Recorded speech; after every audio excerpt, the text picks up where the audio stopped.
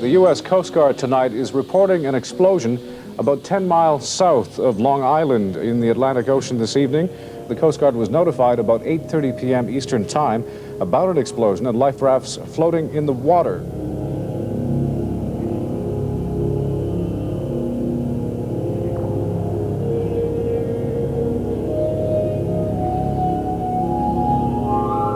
The first reports were really that it was just an explosion and people were looking into the causes of that. And then it became pretty apparent very quickly that it was an actual plane that had come down from JFK. So it seemed like the Coast Guard station would be the place that everyone wanted to see because that was their main staging point for the rescue. And there were stories of bringing wreckage into there and bodies into there, at an early time.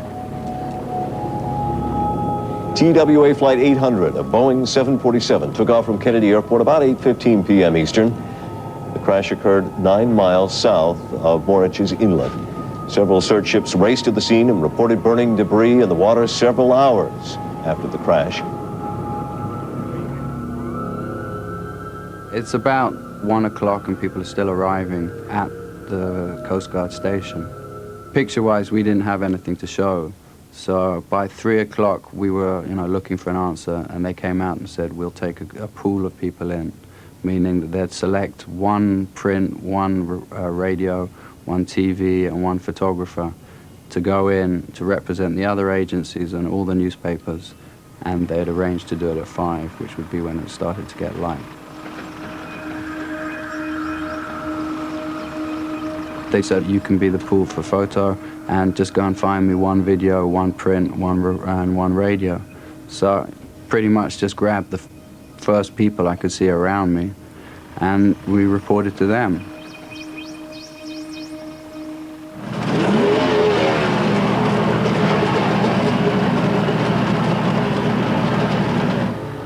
We're going in a twin-board Zodiac boat with 2 Coast Guard guys who, definitely speed freaks and enjoying gunning the motor all the way and, riding the waves out there.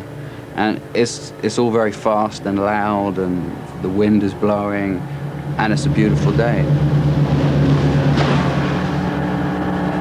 Moriches National 2, we are just arriving on scene. In my mind all the time I was really thinking in terms of personal effects, a shoe floating in the water, something that could be, specifically linked to a person and an aircraft.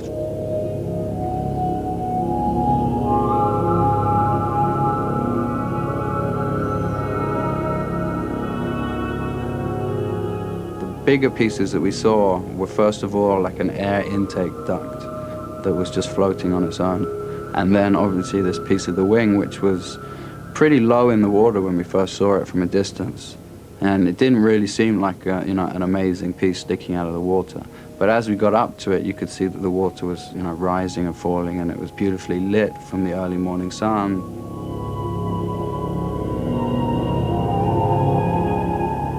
It really signified a larger plane that was probably at this stage at the bottom of the ocean.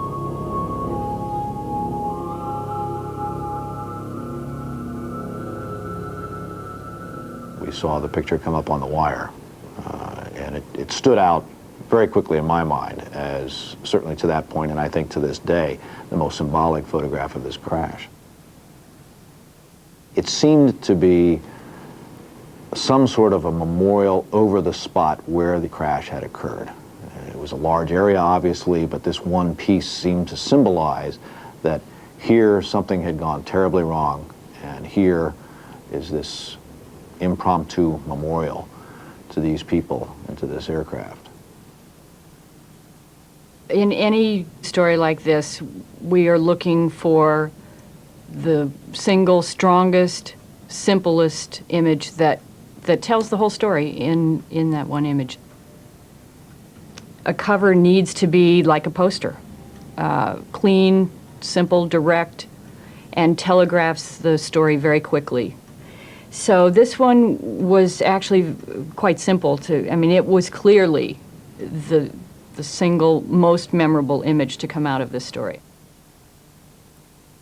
At the New York Post, we were lucky enough that we had at least 2 photographs to choose from that we could have put on page 1 One was the fin photograph that did end up on page 1. The second photograph showed 2 vessels at sea moving a body from one vessel to the other to be taken back to port. That picture was taken by Tony Fiorinelli, one of our freelancers.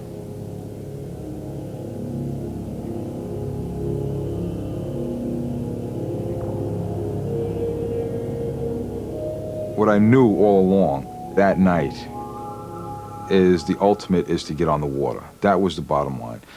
I got out to the scene where the staging area was, which was the fire department. I ran into a friend of mine and saw that that wasn't happening. We ended up, after driving around for a while, in a marina, and we found this guy that was willing to take us out, and it wasn't going to cost us anything. It was just a scene like you can't believe. There was we figured 2 miles of lights and boats, and all kinds of private crafts, police craft, Coast Guard. I mean, everybody was out there. I hear on the radio that they're going to be transferring bodies from a pleasure craft to a Coast Guard craft. So I'm looking at the captain, and he was like nervous. I mean, the poor guy, I mean, you know, here's some photographer telling him, turn left, go there, see where the brightest light is, head for the brightest light.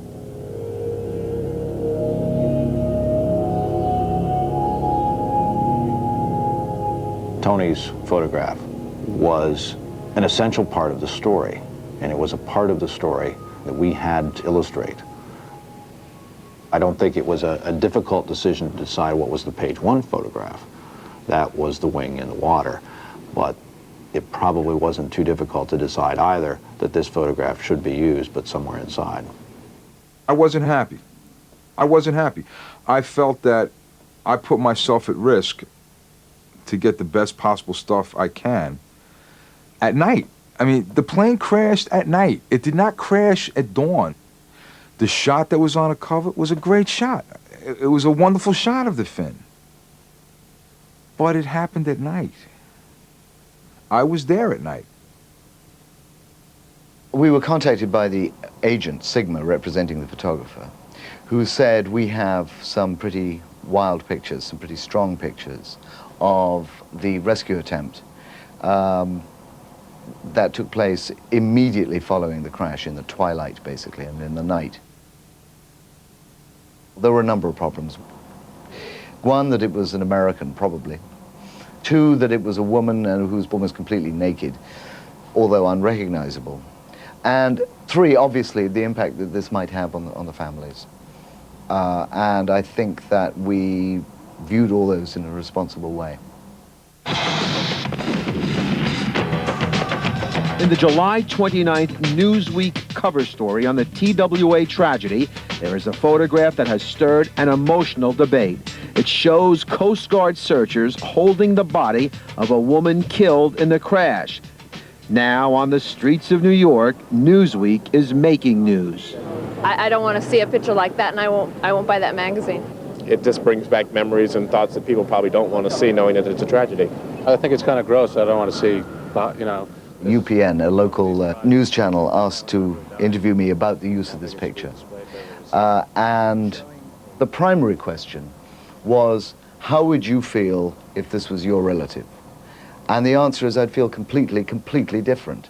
But it doesn't mean that by running this picture, I did it glibly or lightly or sensationally.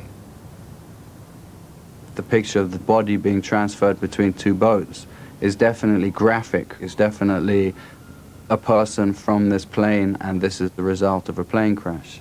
The wing is more, you know, symbolic in a wider sense. It's almost shows a body lying in the water without having to show the bodies themselves.